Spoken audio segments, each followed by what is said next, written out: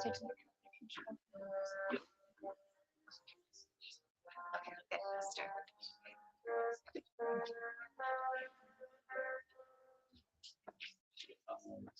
software did you have the other slide?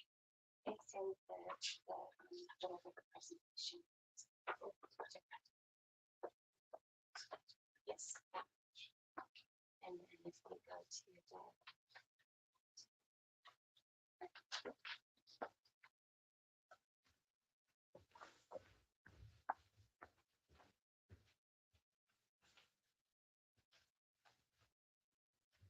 And then if we go to the morning, I won't cry the whole time, don't worry. And if I do cry, I'm fine, so you don't have to be worried about me. We're so glad that you're here today.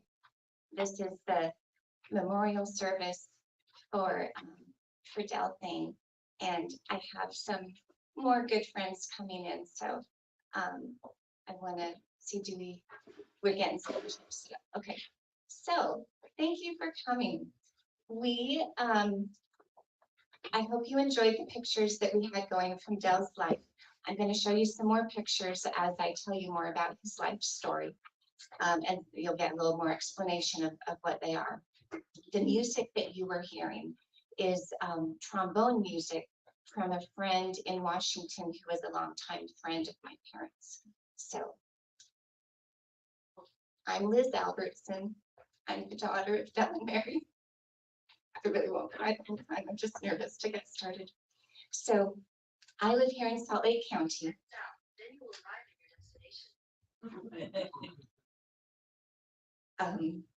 We're so pleased to have you all here.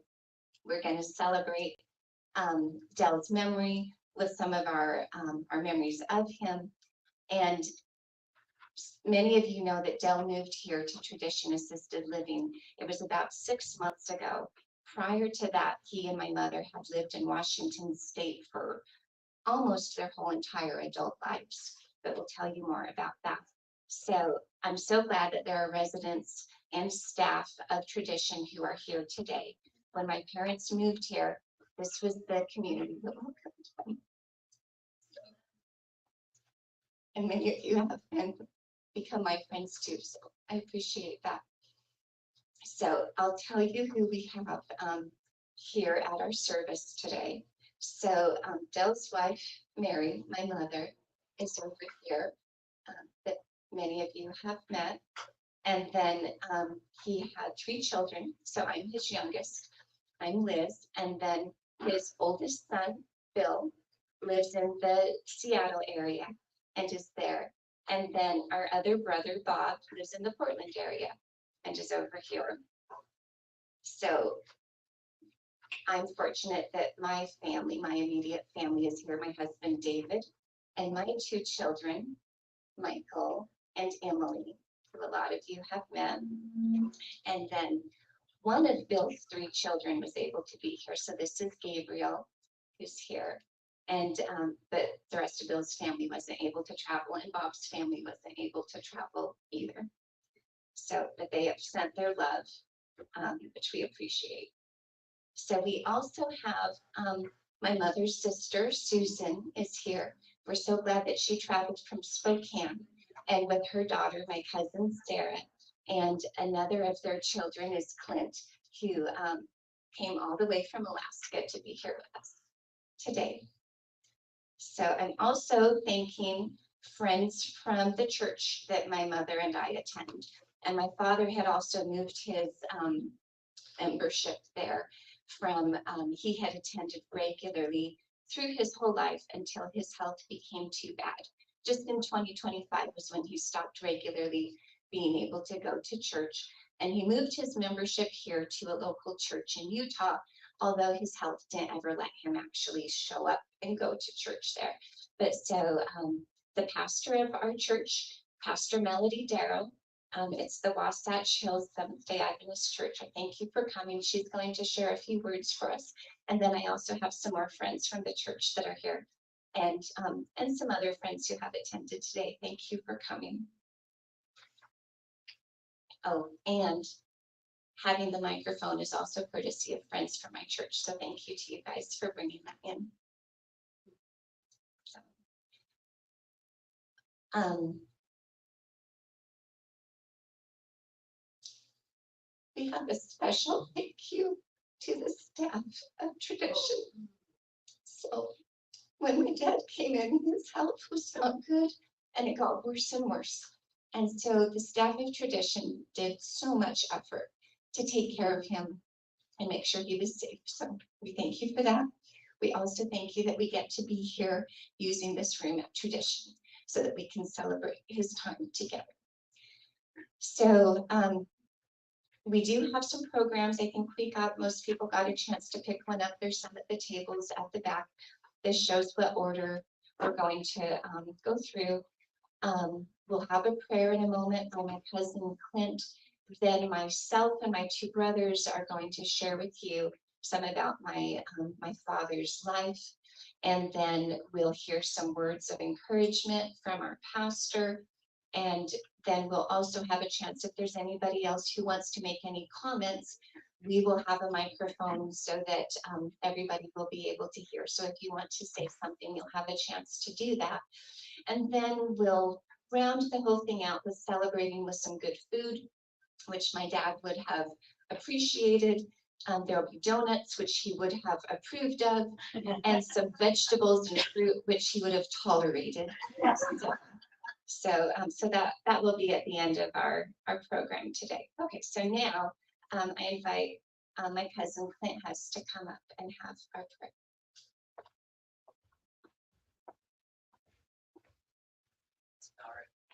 Bow our heads. Lord, we thank you that we've been able to gather here during sad times to lift up and support each other in remembering Walter Delwin. We know that he believed in you, and it gives us hope that there's something better than this world that lies ahead. I ask for a special blessing for the friends and family that they're lifted up closer to Jesus and provided comfort during these times. Amen.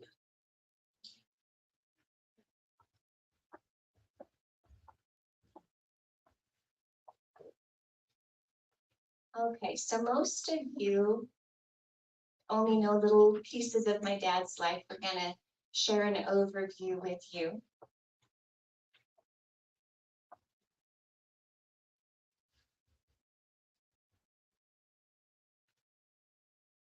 And part of what I'm going to share with you was how my dad wrote out his own story, his own life story, but he wrote it 20 years ago. So there's a lot of updates that we had to make. And so there'll be some pieces of how he wrote his life, and I'll tell you which parts those are that he wrote.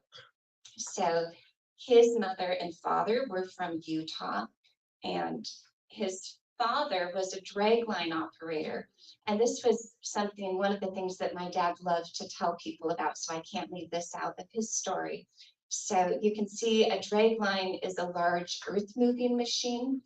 Apparently it's most often used in mining, but the type of employment that my dad's father did was he worked in Wyoming digging giant canals for irrigation. And so that was his work. And whoops, it's not showing up on there. On the vertical picture, if you can see down at the bottom, that is my grandmother and the two sisters of my father, which just gives you a little bit of a comparison of how big the equipment was compared to people. There's some other pictures that they took that show the three of them inside the scoop, but the scoop was on the ground when they did that. So when the birth of my father was nearing, his mother and sisters went to Tokerville, Utah. So that's what I'm showing on this map here, is where Tokerville fits into the big scheme of things. And my father was born in his grandmother's home, and that house is still there. So anytime that we would go on a family trip to Zion National Park or something like that, we would see that house there. Well, and when I was a kid, we would still visit relatives that were there too. And then my father would still review with me, you remember where the house is? And he would describe that to me. So after, oh, and so there's cute little baby of my father. And as he was growing up. And so the family lived in a variety of places, sometimes living in Wyoming, sometimes back in Tokerville with family, and sometimes in the Salt Lake City area. So I'm going to show you some maps that show his trajectory all around places. So Del's father became ill and was taken to a hospital in Salt Lake City. He died when my father was only 9 years old. So my father grew up without very long of getting to have a father. So his two sisters were enough older than him that they got married around the time that their father died.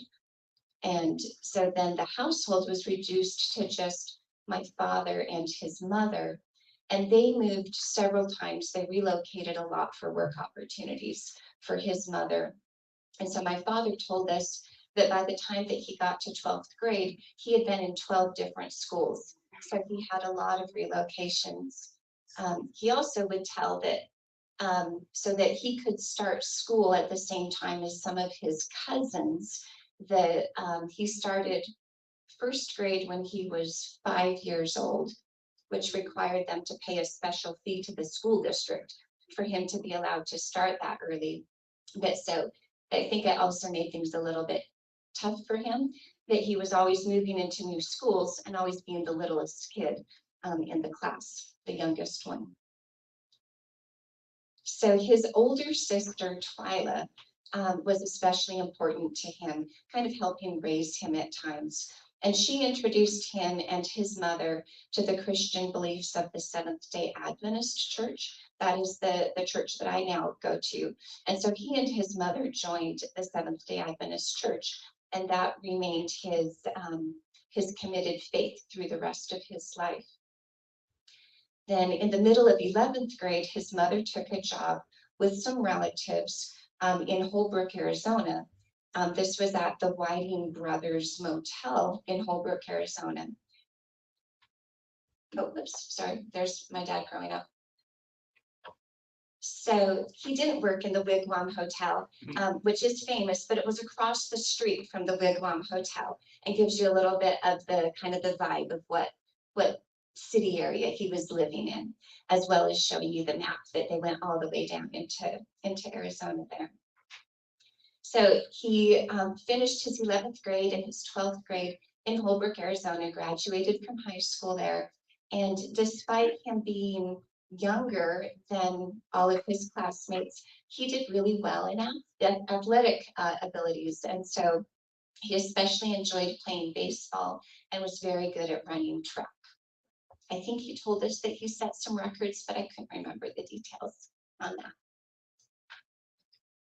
So after he graduated from high school, he then moved to Alder Point, California. That's where his older sister, Twyla, and her husband and children were living. His uncle lived or worked in a lumber mill, and so my father got work in a lumber mill too. So this picture is just a little bit staged because I'd never seen him wear a cowboy hat, and I asked him about that, and he said that was just for the picture. So, but that shows the type of lumber that they were working with. So fishing was one of the things that he loved, and he had done fishing both as a young person and then living in the Alder Point area. And then as he moved to different places through his life, he continued fishing. A few years later, he joined the Air Force. So that was in 1960. And his area of specialty was weather observation. So he's told me that in high school, he never saw the point in working hard to get good grades, and so he didn't have good grades, but he passed in high school. But then once he went into weather observer school, then he saw that there was a reason to really apply himself, and he had the top grades in the whole weather observer school for the Air Force that year. So when he applied himself, he had a lot of ability to do well. So he got moved to Spokane by the Air Force, and now I'm going to read you part of what he wrote for how he wrote his life story. I met my wife, Mary Ruth Saxman, a Minnesota farm girl, while I was stationed at Fairchild Air Force Base near Spokane, Washington. We were married on June 4, 1963, right after she graduated from Walla Walla College.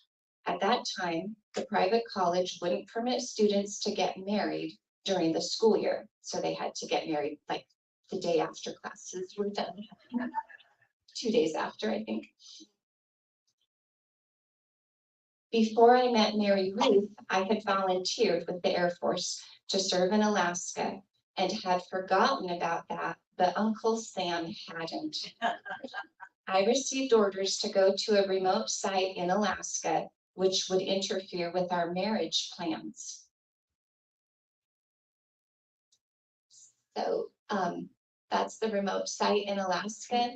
When I asked Google Maps to show how far it was, it insisted there was no roads to even go there. And he did in fact fly in to get there. So the Air Force permitted me to stay and get married. There's a beautiful wedding picture. And then sent me 10 days afterwards to Alaska. I think my wife saved my life in a lot of ways. If I would have gone to Alaska when I was first scheduled to go, the airplane crashed, killing all aboard. As far as I could figure, I would have been on it or the one just before or after. And he was not ever one to talk about his feelings. You couldn't get him to talk about his feelings. But he, after being returned to the Spokane area from the Air Force, he never again flew on an airplane until the day that I brought him here to Utah. So we think that he was spooked about airplanes. So he was sent to Tin City Air Force Station in Alaska, which was about 75 miles from Siberia. It was a remote site where he was a weather observer. The station monitored for possible airplanes flying from Russia. It was a Cold War era distant early warning network.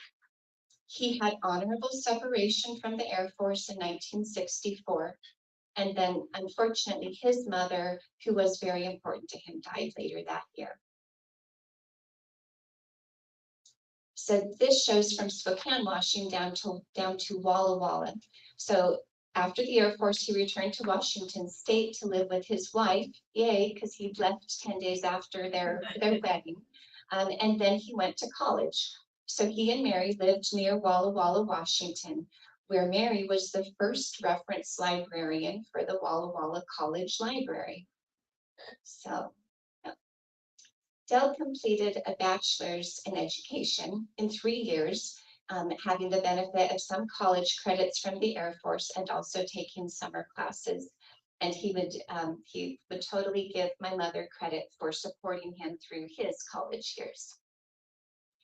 And he wrote, "It might come as a surprise to some of you that I also graduated cum laude." So once he went to college, he continued to see that there was benefit in applying himself and doing well in his classes. And he also would tell that the college recruiters, when they looked at his high school transcripts, they gave him a very bad forecast about what grades they told him he was probably going to get. But he proved that wrong. So after he finished school, then, here's part of how he wrote his story. Mary and I moved to Forks, Washington, where I taught elementary middle school for 28 years. Most of my teaching career was 6th grade, but I did teach 4th grade for 2 years. For those of you that have taught 4th grade, my hat goes off to you. when I first taught in the 4th grade, it made me think of what it would be like to teach butterflies to fly in formation. So he didn't like the 4th graders quite as much as the 6th graders. So Del became a father. This Bill is our oldest, so this is a baby picture of Bill here. And then the 3 of us, so while they were living in Forks was when children came into the family. But then he and Mary decided to move to Sequim, Washington. So you can see that's still out on the Olympic Peninsula in Washington. And he built a house. He built a house there for the family. This is also the only picture we've ever seen of him with a beard. That while building the house, the 5 of us lived in a very small camping trailer, including through one winter. And I think it was maybe only during the summer though that he let the beard grow, because it was so difficult to manage things like shaving in the little quarters that we had.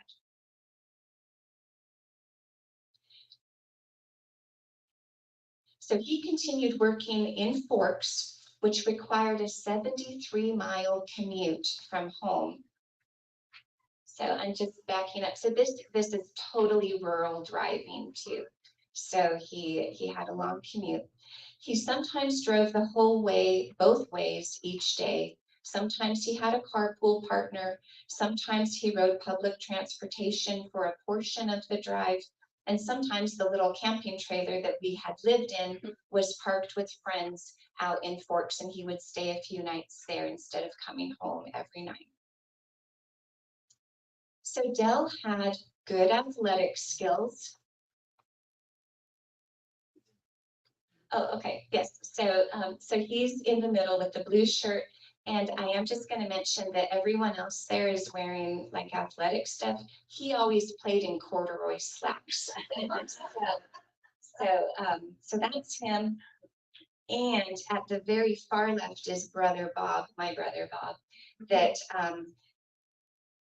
all 3 of us got to play on various sports teams that he headed up. Often he was the captain for these teams. So once we were old enough to contribute, then we got to kind of be involved in the team. He retired from teaching, but he wasn't ready to be retired. So he took a job driving a shuttle van from the Olympic Peninsula to the SeaTac airport in the Seattle area. And he loved this. He loved driving. In fact, for quite a while, he had considered becoming a commercial truck driver, but driving the shuttle van let him come to his own bed every night, which was what he wanted to drive and have his own bed. So he would drive 300 to 400 miles each day, getting people to their places. He worked as a driver for this company for several years until the company finally closed. Once he was retired, then Del and Mary could travel more. So here's a picture with them at Zion National Park, and they would get to spend more time with their family. He took lots and lots of pictures and collected pictures. And so one of the things that he would do with the grandkids would show them pictures of birds and whatever kinds of interesting animal pictures he had gathered up. Oh. And he sometimes had fun. This is our little Emily, who isn't really scared.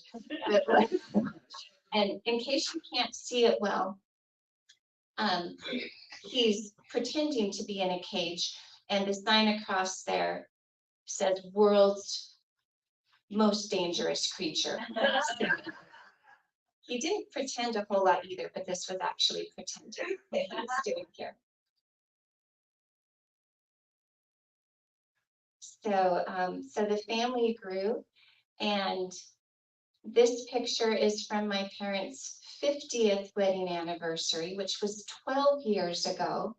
So in the picture, you'll see Bill's family is at the very left.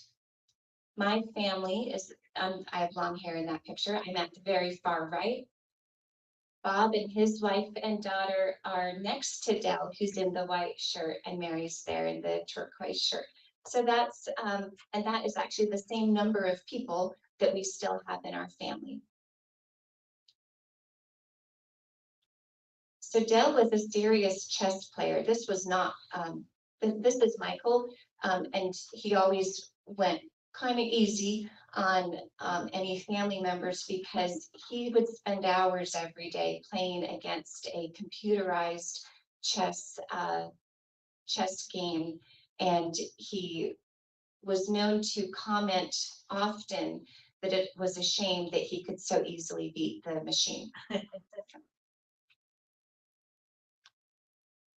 Del and Mary enjoyed their retirement, staying in the community of Sequim, Washington. That was where they had built their house, although they did move into a smaller house after a while. And then, as I mentioned, he rode an airplane again. So in August 2025, Del and Mary moved to Utah, back to the state where he was born. And here he died. Oops, thank you for letting me share with you some about my father's history. And now my brothers are going to share some of their thoughts too.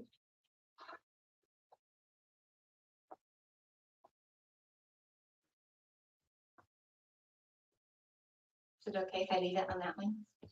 Okay.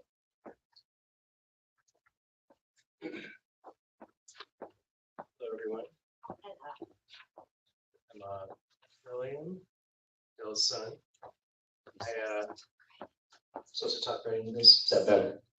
Yeah. All right. So I had intended to just talk, but after that slideshow, I'm really glad I wrote out this. So hopefully I'll get through this without falling apart. So I'm grateful you joined us to honor my father's life. I want to share a few memories and reflect the values he lived and the ways he shaped our family. My father valued his Christian beliefs. When he was young, he and his mother learned about the Seventh-day Adventist Church, and he found a deep sense of peace in the certainty of his teachings. He wanted his children to attend school that taught Adventist beliefs, but there wasn't one in Forks, Washington, as you saw, we're showing on the map. So we moved us to Sequim, about 75 miles east, and where we could live just down the hill from an Adventist Christian elementary school. My father valued financial responsibility. When our family moved to Sequim, he chose not to take a teaching position near home after he moved because it would have meant less income. The impact of this was that for 20 years, he commuted 73 miles each way, as Liz was telling you about, leaving before we woke up and getting home very late in the evening. So this was really impactful on our family, but kind of demonstrated his commitment. He preferred buying things secondhand and usually said no to activities that cost money. He told us, I was raised with the understanding that deciding whether to do something wasn't about whether it was a reasonable cost, but by first asking, is it free? My father demonstrated the value of hard work. When we moved, it wasn't to a fancy new house in Sequim. We moved to an empty farm field. You see, my dad had bought something called a kit home. I didn't know what that was until a truck showed up and unloaded a pile of lumber. And then piece by piece, late into the night, after he'd gotten home from school, he built it himself, a 2-story, 5-bedroom home. We also grew much of our food in a massive garden, and weekends often meant working side by side out there. And I am ashamed to admit how many times I hid under my bed hoping to dodge garden duty. My father was intentional about recognizing the thoughtfulness of family and friends. He often asked, whose idea was this? Whether it was an activity he enjoyed or a meal he loved, and he always made a point of giving credit and saying thank you. Often he went further than people really expected or wanted with his recognition. I don't know if anybody around here experienced that. But it came from a genuine desire to acknowledge every kindness.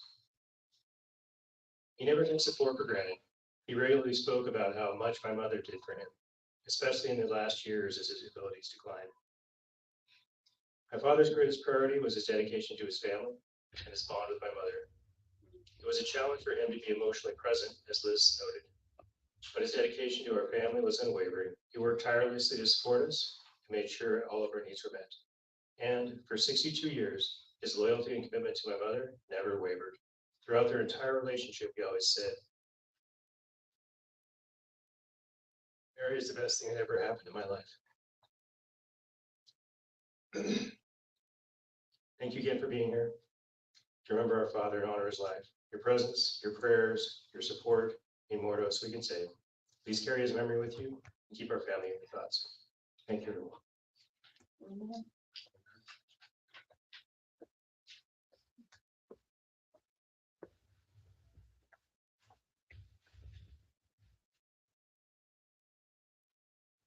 So Liz touched on a lot of Dell's history, and Bill touched on what was important to Dad. I'm going to touch some on how he came across to us.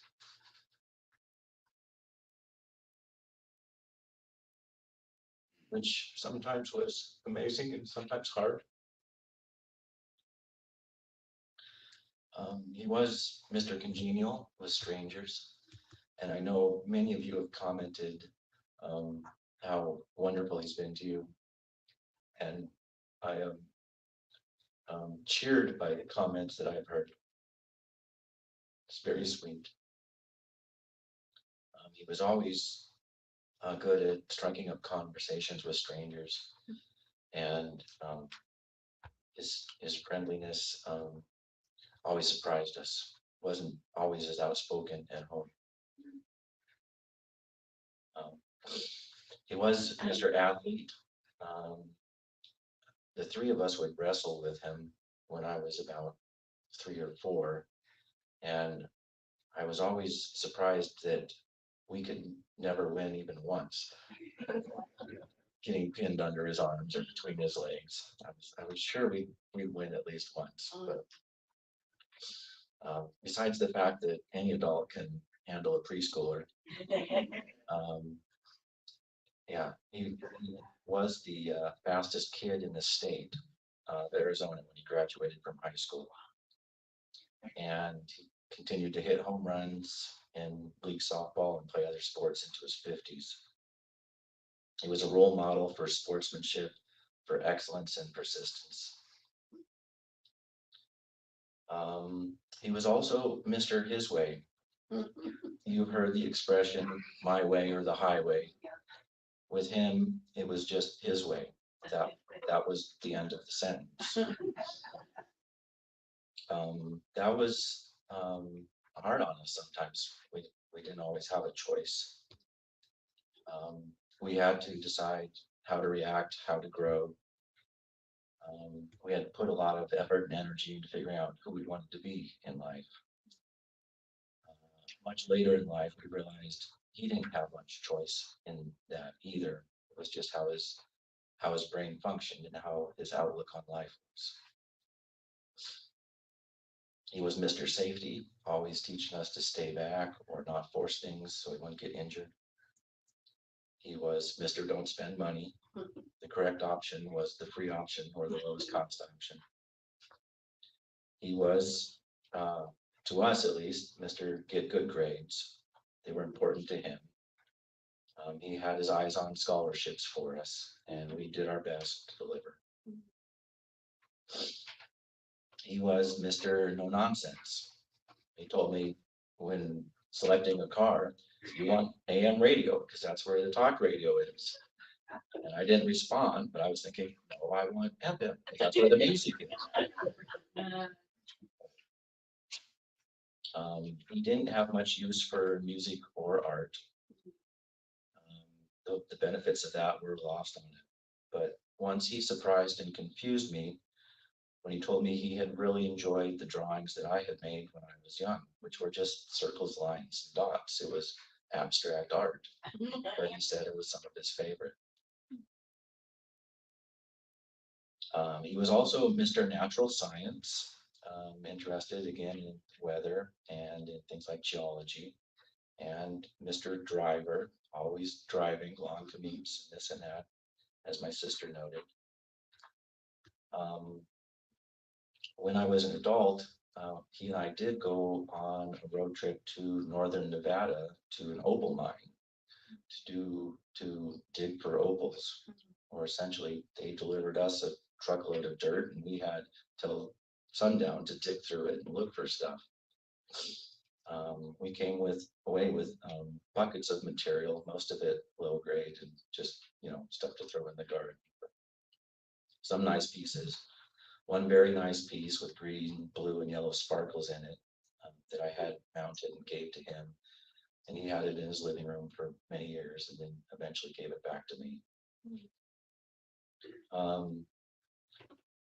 Dad did all he could for us. And as much as he could do, that is what he did too.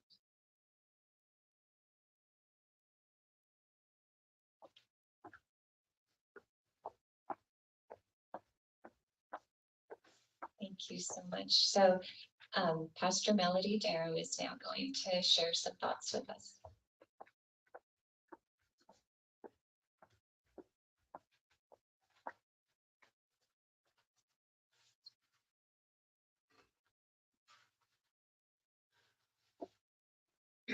Good morning. My name is Pastor Melody Darrow, and I'm the pastor of Wasatch Hills Seventh-day Adventist Church here in Salt Lake City, Dell's church, Mary's church, Liz's church.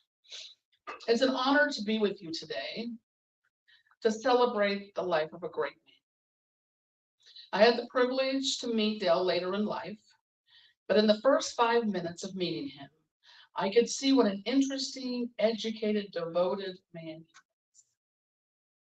His devotion to Christian education, and all education actually, was very impressive to me. And when I got to read about him driving so far so you could have school, it really touched my heart. Devotion and commitment are two words I think of when I think of Dell. He loved his wife, Mary.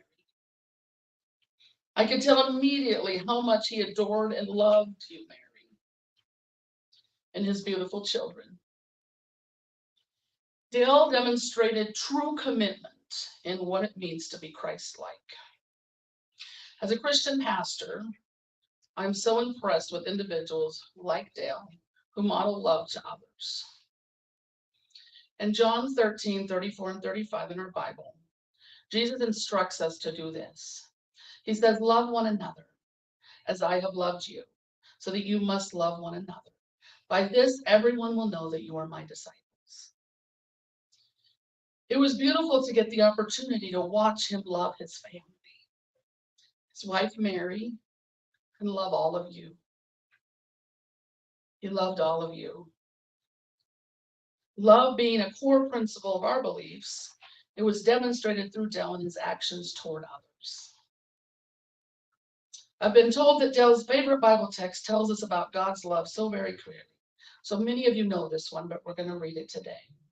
John 3:16. For God so loved the world that he gave his only begotten Son, that whosoever believeth in him should not perish but have everlasting life.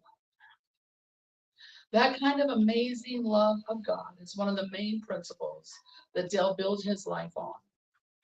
He believed God loved him, and so he wanted to share that love with others. I was only able to have the privilege of being Dell's pastor for a short while, but in that time, he taught me about grace and commitment and love. You could see the commitment and love he had for Mary in his eyes when he looked at her. The grace in which he lived, even in declining health, was beautiful to witness. As a Seventh-day Adventist for many years, I know Dale believes in heaven and Jesus soon return. And we believe that when Jesus comes, we will be reunited in the clouds with our loved ones. And I look forward to seeing Dale in those clouds when Jesus comes. In John 14:1-3, Jesus comforts with these words about heaven. He tells this to his disciples. Do not let your heart be troubled. You believe in God, believe also in me. So sorry. My Father's house has many rooms. If it were not so, I would have told you that I'm going to prepare a place for you. And if I go and prepare a place for you, I will come back and take you to be with me, that you may may be where I am. During this very difficult time of loss, I want to encourage you, his family, his friends, to support each other, to love each other and be there for each other. The legacy that Dale has left with all of you, and it's beautiful to hear about the education, this legacy of love and commitment and devotion to family and church and to God. In your time of grieving for Dale, your beloved father, your beloved husband and family member and friend, I want to remind us today of the comfort that Jesus can bring in our time of pain. This loss is difficult and painful, but God can comfort you and wants to comfort you in your grief. So I want to close with a passage of scripture that brings me great comfort when I'm in having times of pain. Many of you may know this passage. It's found in Psalms 23. It reminds us all of the way God will lead us and guide us in hard times. The Lord is my shepherd, I shall not want. He maketh me lie down in green pastures. He leadeth me beside the still waters. He restoreth my soul. He leadeth me in the paths of righteousness for his name's sake. Yea, though I walk through the valley of the shadow of death, I will fear no evil, for thou art with me. Thy rod and thy staff, they comfort me. Thou preparest a table before me in the presence of mine enemies. Thou anointest my head with oil, my cup runneth over. Surely goodness and mercy shall follow me all the days of my life, and I will dwell in the house of the Lord forever. Let's pray. Dear Heavenly Father, thank you so much for the time that you have given us on this earth to love and know Him.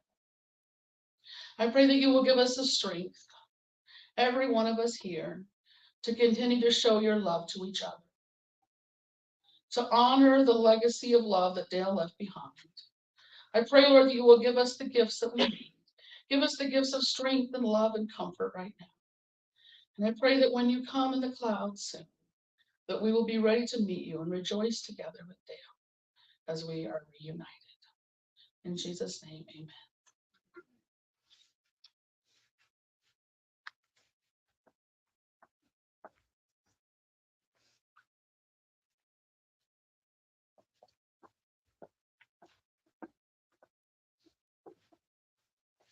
Among the thank yous that I said, I also forgot to thank my cousin Clint for setting up a YouTube broadcast. So we do have some friends and family who are watching from distance. And so thank you, those of you, for joining us also.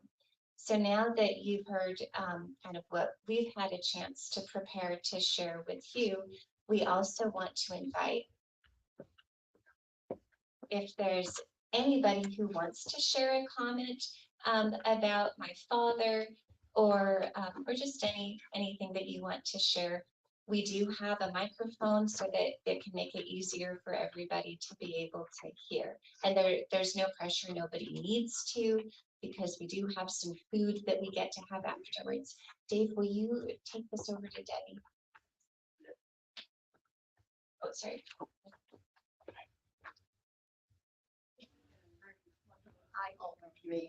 I didn't realize how much Del had done, but I know when he first came here, he was sitting at the dining room table, and I went up to him and asked him what his name was. He said, "I'm Del, and this is Mary, my wife." And we got to talk a little bit. I know he was married 62 years, so that was a long time. He was a very impressive man. He always had kind words to people, and if I forgot his name, he's like, I'm like, "What's your name?" And he said, "Del." I said, "Oh," but he was always a tender-hearted man, and I appreciated him. And being here and seeing the stuff that he did, he had a really adventurous life. And Mary, you lost a very good husband, but you got your family here to support you, and you got the people at Tradition to support you. We care about you. We love you a lot. Thank you. Thank you so much, Debbie, for sharing. Yeah, people here at Tradition got to know him for about 6 months. There was a lot of things in his life before that. Is there anyone else who wants to say anything?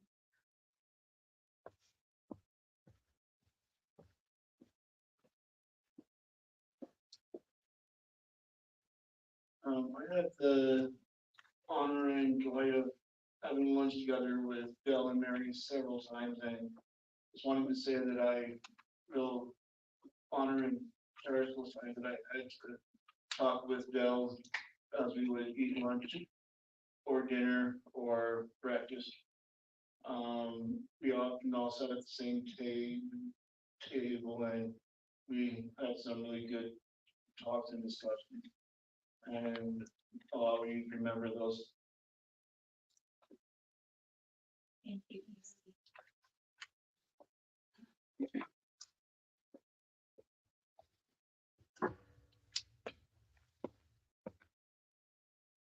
Our brother Joe wrote something that he asked us to share. My beloved Thayne and Albertson family. My first memories of Uncle Del go back to August of 1992. Our flight home was redirected after a volcano erupted in Alaska and grounded air traffic. This was long before cell phones and the internet, as we know them today. Our only option was to make a phone call. We couldn't reach the Thayne family, so we did the only thing we could think of: show up and swim unannounced. A family of 5 arriving at your doorstep that morning isn't exactly convenient. But Uncle Del, along with the whole family, welcomed us without hesitation. I remember thinking it was the greatest thing in the world when he took a few of us to his softball team's practice. He even let me play. The simple gesture meant a lot to me as a kid, and I think Joe was probably 6 at the time, for reference. Because of the distance of our families, we didn't get much time together over the years. That made it especially meaningful when the Thayne Albertson family generously invited us to be a part of their yearly summer gathering. Some of my favorite memories of these gatherings are sitting with Uncle Del outside on the deck of the rental house, away from the crowd, just talking. I loved hearing about his time deployed in rural Alaska, essentially reporting on the weather. My favorite story, though, was about working at the bowling alley in his younger years, setting pins by hand before there were automatic pin setters or ball return. It was such a simple story, but it reminded me of how much we take for granted. More than that, it taught me something lasting. No job is beneath you, and no person should be looked down on because of the work they do. In 2019, when we gathered in Pacific City, Shelley was pregnant with our first child. I remember sitting outside on the deck again, catching up with Uncle Del. He was genuinely excited for us. He wasn't someone who showed a lot of emotion outward, but you could hear it in his words. He didn't hesitate to offer his advice, and he reminded me how important the role of a father is. More than once, he grew emotional. He told me he wished he could go back and change some things as a father. The conversation has stayed with me. As my kids grow, I often think about what he said, that being a good father is hard work, and if you're not careful, you can lose time, and you wish you could have. That wisdom was a gift to me. Our family has been praying for Mary and Deb, especially since they moved from Square to the Salt Lake area last year. During that time, our daughter has often said, "Who's Uncle Del again? I regret not making the trip over." Well, they could see that and know them more. I hope that through the stories we tell about his kindness, his humility, his quiet advice, and the way he welcomed people in, that you'll come to know him the way I did. Uncle Del made an impact in simple and steady ways, and I'm grateful for every conversation on that day. And Joe sends his love. Thank you, Sarah. And I would just like to share a couple memories that I have of Uncle Del. We grew up far away up in Alaska, so our visits were somewhat far between as it's hard to travel.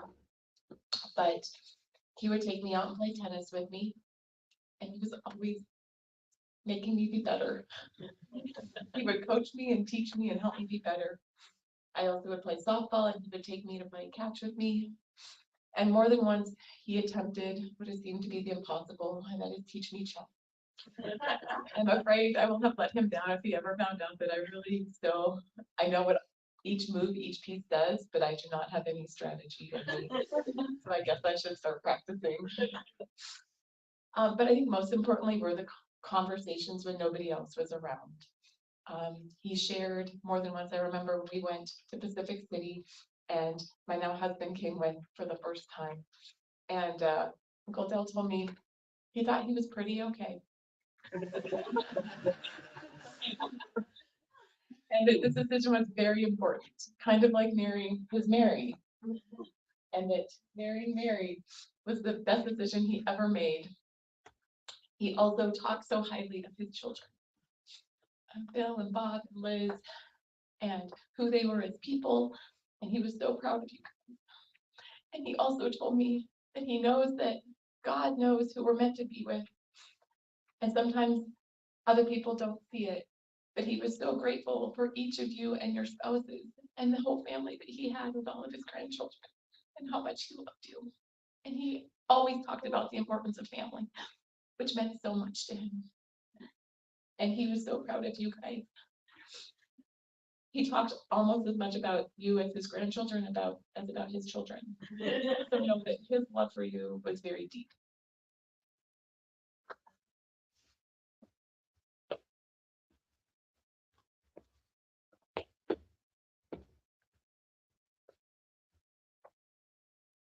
Is there anyone else who wants to say anything? Del would ask if we could have the donuts. Thank you so much. Oh, we do have more comment. That's wonderful. The donuts will still be there in a minute. They're not melting. Although it is a heat wave down here compared to where I came from it was about 0 degrees when I was packing to come and I was debating fall jacket or winter jacket. I don't know, I've never been to Salt Lake, so maybe it's windy, but I got out of the airport and it was a heat wave. But my kids loved Uncle Del. They didn't spend much time with them, but a few years ago we went to visit him and Aunt Mary in Sequim, and they took us for a walk on the beach, but more importantly, they took us to some animal farm where we would drive through, and the kids loved that it was either llamas or ostriches tried to get into the van to get the food that they were feeding them. So Uncle Del could do no wrong in their eyes. And it's just a lesson that we don't always take the right steps, but we have an opportunity to learn and improve by observing those around us. And even though we make mistakes, there's always people watching, and hopefully the influence that we have on them will help them strive to be better. What a beautiful comment for all of us, that every minute, every interaction we get to do can be a fresh opportunity with people. Great man. Thank you. So the donuts will be in just a moment. I just want to comment, there's a little table just past where Gerald is sitting there. And there's a few things on there that are kind of in memory of Del. There's a couple pictures. There's a trophy, which is a batting. He had the highest, whatever is the term. So he had the highest batting average in a league. It may not have been the only year that he did so, but he was considered a great hitter. So that trophy is one of the things that helps show about his life. There's also a plaque there, which is an award from the Air Force for his good service.